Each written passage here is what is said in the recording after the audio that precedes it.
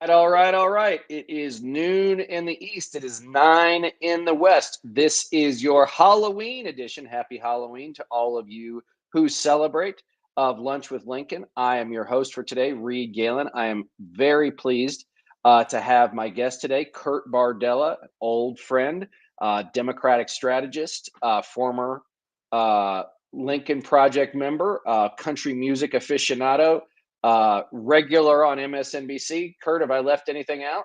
I think that's all the titles. That former Republican too, while we're at it. A fellow former Republican, the FFR, we'll call ourselves. So, Kurt, there you are in the belly of the beast in Washington, D.C. We're 8 days out from Election Day. So, as someone who's in tune with the Beltway set, how's the center of power feeling about things?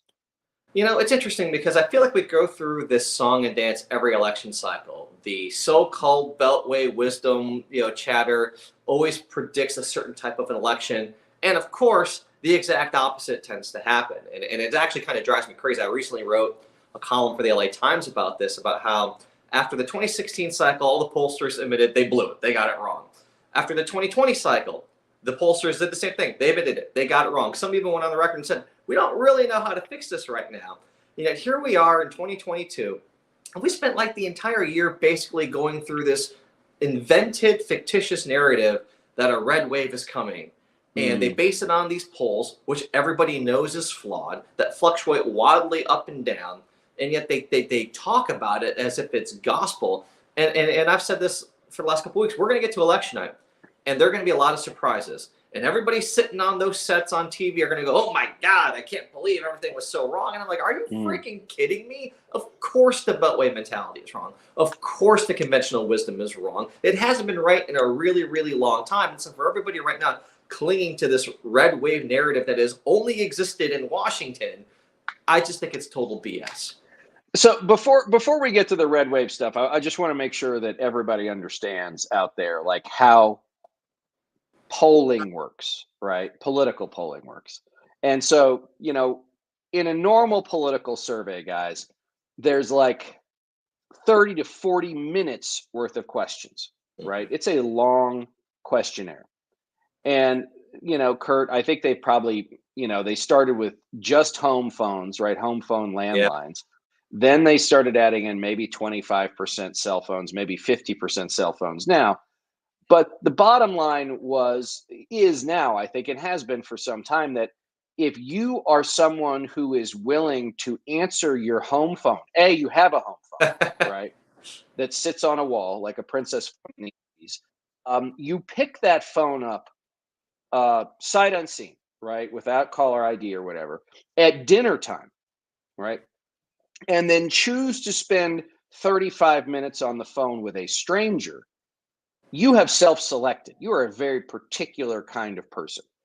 Add that to the cell phone thing, which is how many people clearly answer calls from numbers they don't recognize, right? How many people listen to voicemails, right? I mean, how many people now, Kurt, do you have like, don't leave me a voicemail. If you need me, call, text me, right? Like, because it just, the voicemail box for this user is full. Like, how many times do we hear that? So like the basics of polling, seem to be, an old paradigm. The idea that now we're almost to 2023 and, conventional wisdom, right, which is another kind of paradigm, is still so out of whack and really hasn't caught up to the shattering experience of all of these things of the November 2016 Trump-Clinton election, right? And so they just unwilling or unable to change how they do things, because that means, well, Kurt, they admit they got it wrong. But it's one thing to admit you got a problem. It's another thing to go about fixing it. And that seems to be the hard part. Yeah, and because they haven't fixed it yet. And you're right. Like, think about like what kind of person is sitting around ready to talk to someone for 30 minutes about very personal, like, how do you feel about a woman's right to choose? How do you feel about what's happening in our country? Like, who the hell is answering those questions really? And I think all the modeling is so skewed at this point. And so we're basing all of these massive hot takes on this very, very small sample size of people that for some reason had the time to sit around and talk to someone on the phone. Or like, when's the last time we talked to anyone on the phone for 30 minutes? I mean, just in general, like that's just not the world that we live in right now. And it's why the numbers that are most interesting to me is the actual hard data, the how many people have voted already. Like we know that we are seeing record massive turnout already in early election voting. That's actual data. We know that from the elections that have taken place since Roe was overturned in Kansas, in Alaska, in New York, that Democrat turnout was through the freaking roof, that the issue of abortion moved voters to the Democrat side, and we won in places no one thought that we would. I have seen nothing at all outside of pure speculative bullshit that tells me that the terrain is any different, other than the narratives that are just invented by Washington, invented by pollsters, invented by all the access journalism that we see coming out of DC that carries all of these polls with such huge weight. I mean, they spend, I mean, half of these companies, these media companies, they have their own polling. And it's really for them, it's an earned news hook. They release a poll, they spend half the face of the nation talking about it, and they treat it like it's gospel because it's their brand. And that's really what's going on here.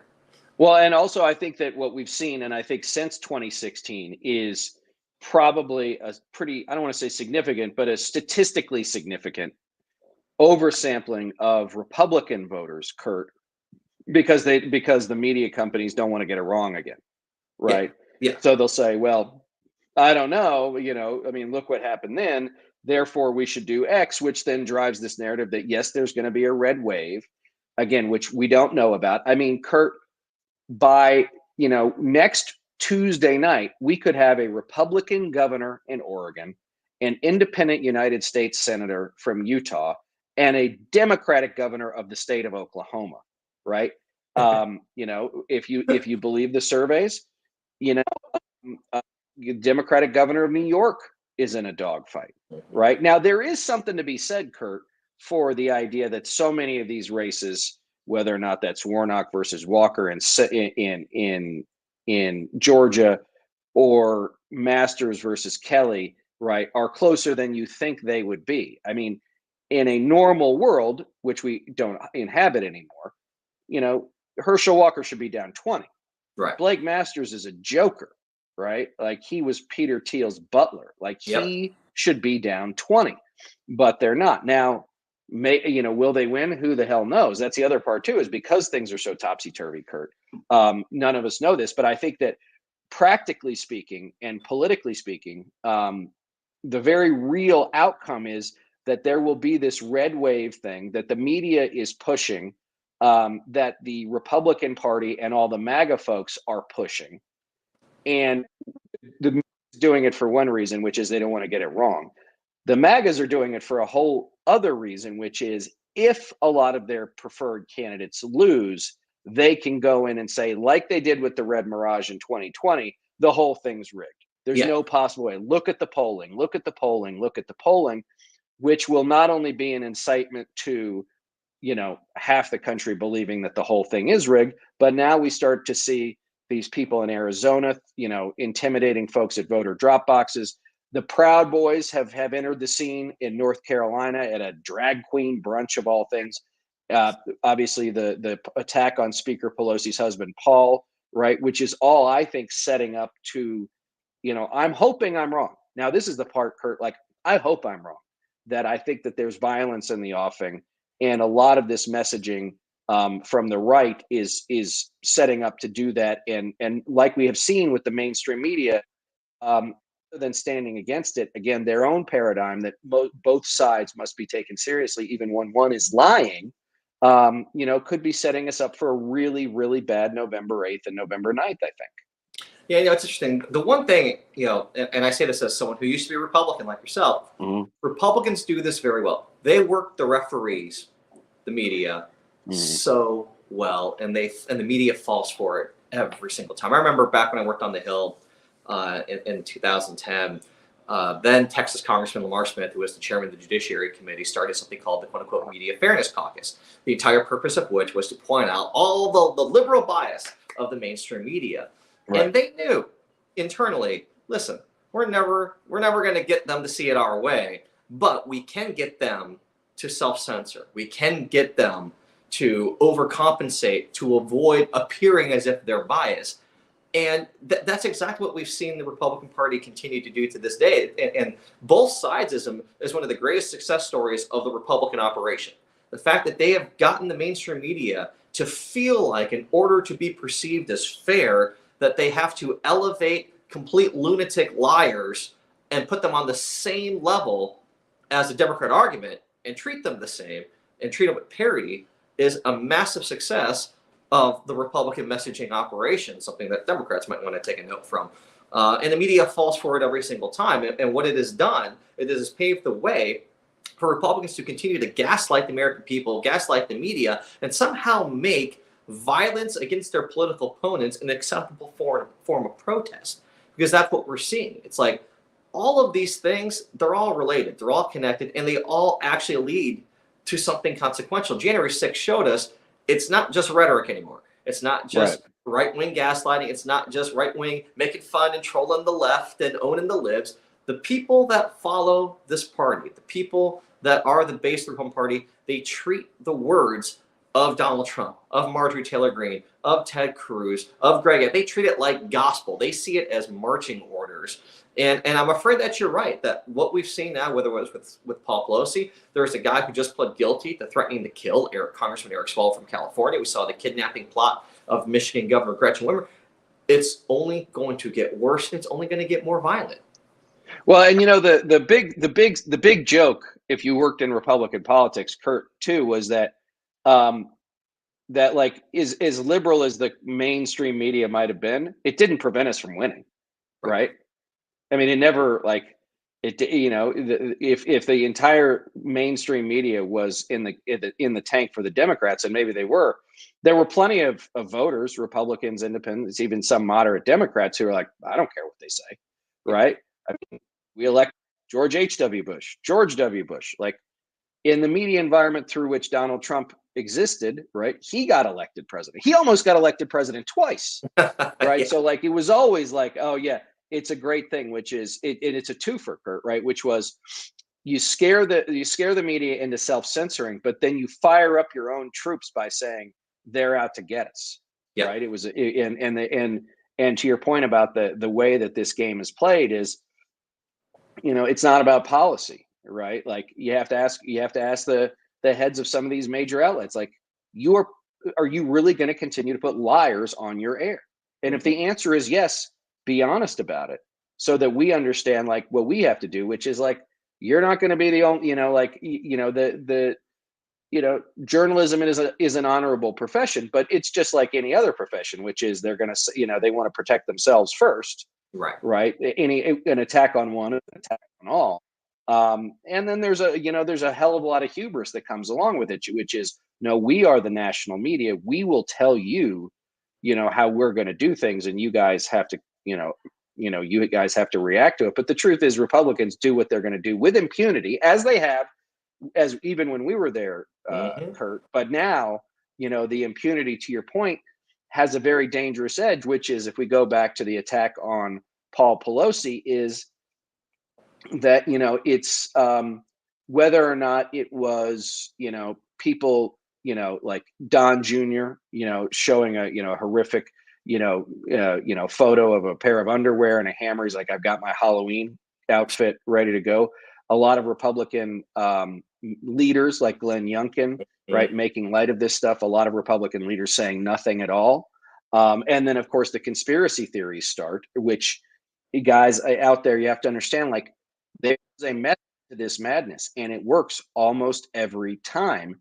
And rather than pushing back on it, a lot of times either the media or our friends in the Democratic Party don't quite know what to do, so they don't stand up to it. They say, oh, it's bullshit, nobody believes it. That's not true. That's not true. And so I think what we're seeing now is a place where there is, and the reason, Kurt, I think that Republicans, especially Republican leaders and politicians, are do and say these things is because they see no sanction, right? There's no consequences for them. For their bad behavior, you know, the only people on January 6th so far who are going to prison or even being tried are the people who actually marched on the steps. None of the, you know, I guess the masterminds of the not the Proud Boys, the The Oath Keepers, Keepers are on trial right now.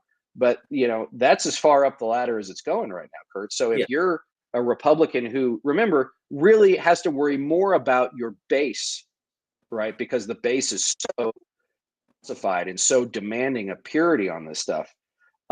You've got to go all the way in, because to do otherwise is to basically say, I'm not all the way in with Trump or Ultra MAGA. Yeah, well, and it's like, even further now, there are people who participate in January 6th who are on a ballot in 8 days, who are, some of whom are going to get elected to office in the United States of America. I mean, it's, imagine if someone who was part of Al Qaeda decided to run for public office in the United States and we elected them. Like that's how severe that I personally think that this is. And it's like, it's such a good point. Until there are consequences for the people at the highest level, it's just going to keep going and keep getting worse. And the more that the media bends to their will, it's one of the more disturbing things that I think has happened is this development over since CNN got new management, that they've reached out to Mitch McConnell, Kevin McCarthy, and the Jim Jordans of the world, saying, how can we be more accommodating to you? How can we make it more comfortable for you to come on our air? And all they're going to do is go on your air and lie to the American people. Like, how does that serve anybody at all, other than giving them validation and giving them that stature of being on national TV? And we always joked when I worked at the Oversight Committee under Republican rule, and we were going after the Obama administration, we always thought to ourselves, the quote unquote mainstream media that we publicly always say as a liberal bias, they are our best friends in this. They are an unwitting and sometimes willing accomplices in our effort to just drag these guys through the mud, and they play it out over time. Meanwhile, Democrats are in the situation where, well, if we play by the rules, we're kind of damned because the playing field isn't fair, but they're held up by their own almost self-righteousness and purity that they can't fight fire with fire. They're, we're not the other guys, so we can't do that. What we the old, when they go low, we go high mentality, to which I say, well, when they go, when we go high, they kick us in the balls. So maybe we should try doing something else, because that's not working anymore. But there really is, between how Democrats think just at a DNA cellular level, it's so very, very different than what the Republican DNA is, tactically speaking. And in the middle of that is the media, who the Republicans just work over so effectively. Yeah. And, I saw the other night on CNN, I saw a clip. I shouldn't say I was watching CNN because I don't watch CNN. Was Scott Jennings, longtime Republican consultant, close to Mitch McConnell. I think it was Jim Messina, who was campaign manager for Obama in 2008, was taking Jennings to task for, whatever silliness he just said. And Jennings, had a tantrum on air. I don't speak from talking points. And Jim, do you even have any friends? Who wants to hang with you? And I'm like, dude, if you're on national television, you can't handle Jim Messina taking you to task. You need to go back to school and figure out how this works. Because if this is what CNN wants, I'll take it because he looks like such a baby. Yeah. But it also goes to show, Kurt, one thing that I think we know about the Republicans too, which is there are plenty of clean shots against them to be had. And when you take them and you score, they can't handle it, right? Yeah. Because everything's a mile wide and an inch deep, right? They're all full of shit, and they're all making it up as they go along. So as soon as you sort of find that wedge in, they're really, really bad at handling it. But the difference, I think, Kurt, is the difference between all the other things we talked about, the different parties, is that Republicans just do it and do it and do it. And they say the same thing, say the same thing, say the same thing, say the same thing. They don't get bored, right? If it's working or if it's not working, if it gets us some result of what we want, they just go and go and go and go, where the Dems are like, okay, we did it. Now let's move on, right? It's just like the Rick Scott interview with John Roberts earlier this year on Fox News, where John Roberts takes him to task, right? Mm-hmm. I think we cut it to 56 seconds. We even tweeted out from the Lincoln Project, dear Democrats, run this spot 150,000 times between now and Election Day. Yep. No Social Security, no Medicare, raising taxes on middle class and working class Americans. Just run that. Run nothing else. Yep. They'd save all your money on production, everything else. Just run that a gajillion times, and you'll probably be okay. Here we go. Belly can lead a horse to water. But yeah, and it's interesting because, I can tell you as a Republican who spent many times in strategy sessions, you know what we never said? We never said the words, "Do you guys think this is going too far?" Mm-hmm. I cannot tell you how many times I hear that type of mentality talked about in planning sessions and strategy sessions in the Democratic Party. And again, it is at a cellular level so different how Republicans, or in our case, former Republicans, approach this fight. The Democrats truly, and God love them, and I'm a Democrat, but they truly believe the best idea should win the day. They truly believe that being right should be enough to win. And I wish we lived in a world where that were true. That would be amazing if we lived in a world where facts and truth won the day, and people who said you should get over COVID by injecting yourself with bleach, got lost in the abyss. But that's not the world that we live in, and so you have to not. I don't call it fighting fire with fire, because we're using very different ammunition. But with the velocity, the discipline, the repetition, the deliberateness, the way that the Republicans fight in that way, Democrats need to fight that way as well. So, Kurt, this past weekend, I was in Nevada, in Clark County, where Las Vegas is, and I was going door to door, something I had not done in probably 20 years. And my body reminded me of that this morning. But, it was interesting to see, even at the doors, and these were Democratic neighborhoods, largely Latino and African American folks that we were talking to. And you can even see you can see there's a significant base level problem for Democrats, which I think is, and I've heard this from community leaders, not just in Nevada, but across the country, which is essentially, my folks look out the window year after year and nothing changes, right? So there's already a fundamental faith that any of this matters. Mm-hmm. And then, I was walking around with someone, and we were talking to an older gentleman, and he's like, "I'm not going to vote. They're all liars. They're all full of shit. None of it matters." I'm like, "Look, most of the time I get it. I agree with you." Right. He's like, I'm like, "You're a longtime Democrat." He's like, "We need to lock arms." I'm like, "We do." The person I'm walking around with is prescription drugs, this and that. Like, he's just not having it. I'm like, "Look, if you don't want to vote, you're not going to vote." Right. But I'll tell you this, like, there are two sides in this fight, sir. One may not do as good a job as you want. I understand that. But the other has it out for you. And I'm telling you that as someone who used to work with these people, right? Like, you want to lock arms? Like, I'm here. Let's lock arms.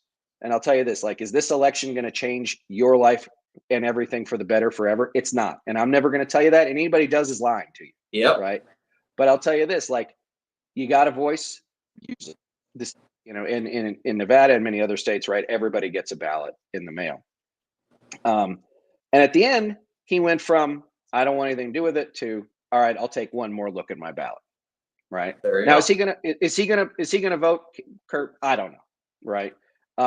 If I had to be subjected to all the shitty ads I saw in Nevada over the last 48 hours, I probably wouldn't vote either. And by the way, like, your ad operation shouldn't be a goddamn puppy mill. And I'm talking to you out there, and I think you know to whom I'm speaking, right? Like, make the ads worth watching.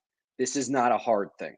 We have done it 500 freaking times in nearly 3 years, right? Like, there's a way to do this that makes an ad compelling, right? If you're going to spend all the goddamn money, Kurt, at least make it worth watching, right? I couldn't agree more. I mean, I got to say, I got to give a shout out to someone who I think has been doing a really good job putting content out there from a Democrat to show Democrats how to fight this fight. Has been California Congressman Eric Swalwell, who has put out, a very, I call it a Lincoln Project-esque presentation. The first one was about democracy, called The Ballot. The second one was called A Crime, taking the fight of crime right to Kevin McCarthy, pointing out that Bakersfield, where Kevin McCarthy's district is the murder capital of California.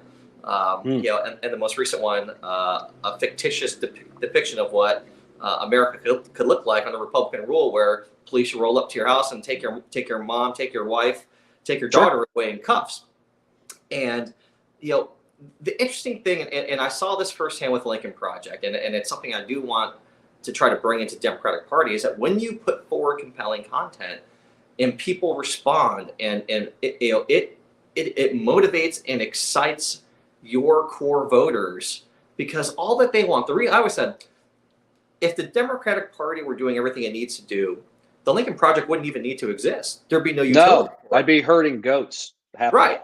And and I always observed that the reason why the Lincoln Project was so successful was because there is this massive appetite from voters in this country to see that confrontation presented this way, and to feel like there is a fighting chance, and that we're not just taking blows, but delivering blows to the moderate Republicans. And now more than ever, I'm more convinced after watching how this cycle split, and I see some of the ads, even here in Virginia, and I'm just like, these are freaking terrible. Like, I just want to hit fast forward. It's like looking at 2022 as really the curtain raiser for 2024, sure. and the existential fight of what I think will probably be our time is that 24 election. It's like, we're going to need the Lincoln Projects. We're going to need everyone to suit up and to be as engaged and motivated and hard-hitting as humanly possible. And so I'm hoping beyond hope that if things go south on Tuesday night, if it doesn't go the way that we want it to go, that is the wake-up call that the Democratic Party needs to get their shit together and help win the fight for 24. I was listening to a podcast the other day, Kurt, and the Lincoln Project came up, and one of the panelists who was asking the questions of the guests said, "But don't those guys just lower the discourse? Don't we need less of that in this country?" And the guests were basically like, I don't know what you're smoking. They were more polite than this, but like, have you seen what's going on out there? Right.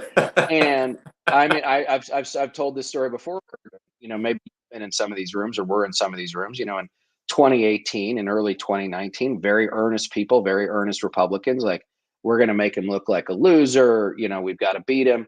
There are two things here. There's the GOP and Donald Trump, and like Rick and I and Trygve Olson on our team would be like, there's one thing. It's one thing. And you have to beat it all, or you're going to beat none of it. And then somebody else was doing something. Maybe Rick was getting taken to task by, a former Republican or a Republican pollster is like, but you guys are going after the good ones like Susan Collins. And Rick is like, okay, whatever you say, pal. Right? Like the good ones, right? Do you think, Senator Collins, do you think Donald Trump's learned his lesson? Do you think Marge has learned her lesson? Do you think any of these people learned their lesson? No, in fact, the Glenn Youngkins, right? The MAGA Mitt Romney, right? Like, he's getting worse. Again, Kurt, because he sees that the worse he is, he gets that not only probably fundraising boost, although he doesn't need it, but he also gets that adrenaline rush that like now is part and parcel of being a Republican politician.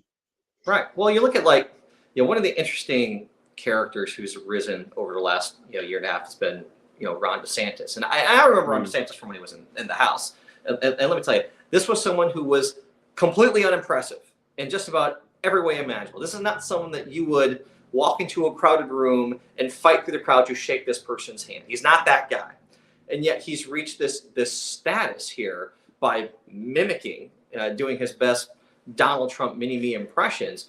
And then I think I look over at Glenn Youngkin, who's making fun of Paul Pelosi being assaulted in his home, because that's definitely something worth joking about. If you're a pro-life Christian-loving person, you definitely make that joke.